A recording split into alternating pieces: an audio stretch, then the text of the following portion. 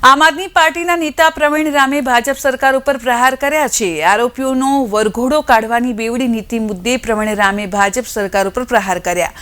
સરકાર નાના આરોપીઓનો વરઘોડો તો કાઢે છે, પણ ભાજપ સાથે સંકળાયેલા નેતાઓ દાહોદમાં બળાત્કાર કરનાર શિક્ષક કે સુરતના ભાજપ સાથે જોડાયેલ ડ્રગ્સના આરોપીઓનો અને સાથે બીઝેડ કૌભાંડ કરનાર આરોપીઓના સરકાર વરઘોડા કાઢતા નથી તેવું કહેવું।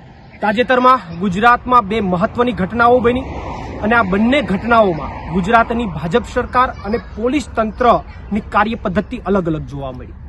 પહેલી ઘટના અમરેલીની અંદર પાયલ ગોટીની જે બની, એમની અંદર પાયલ ગોટી નિર્દોષ હતી અને છતાં નિર્દોષ છે કે દોષી એ તો કોર્ટે સાબિત કરવાનું છે, છતાં એ પહેલા ત્યાંના પોલીસ તંત્રએ, ભાજપના અમુક લોકોએ એમનું જાહેરમાં સરઘસ કાઢ્યું, એમને જાહેરમાં અપમાનિત કરવાનું કામ કર્યું।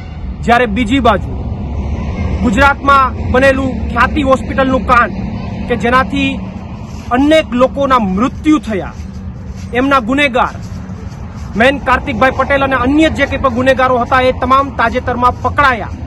તો શા માટે ગુજરાતની ભાજપ સરકાર અને ગુજરાતની પોલીસમાં આ કાર્તિક પટેલ અને અન્ય ગુનેગારોનું જાહેરમાં સરઘસ કાઢવાની હિંમત કેમ નથી? શા માટે એમનું જાહેરમાં સરઘસ કાઢવામાં નથી આવતું?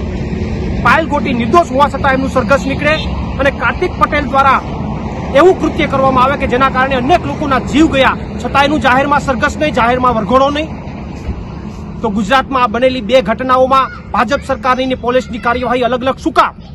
ત્યારે ભાજપની મનસા ઉપર 100% પ્રશ્નાર્થ ઉભો થાય છે અને એને ભાજપ સરકારને નમ્ર અપીલ કરીએ છીએ કે તાત્કાલિક ધોરણે, અને પોલીસને પણ કહીએ છીએ કે તાત્કાલિક ધોરણે આ કાર્તિક પટેલ અને અન્ય ગુનેગારો જે છે એમનું તાત્કાલિક ધોરણે સરઘસ કાઢવામાં આવે અને તાત્કાલિક ધોરણે સરઘસ કાઢી અને એમણે જે ગુનો કર્યો છે એ ગુનાની એને ક્યાંક ને ક્યાંક ભાન કરાવવામાં આવે। માટે સરકારને અમે અહીંયાથી નમ્ર અપીલ પણ કરીએ છીએ અને સાથે સાથે સરકારને એક તકેદારીના ભાગરૂપે સરકારને આ વાત ધ્યાને પણ દોરીએ છીએ।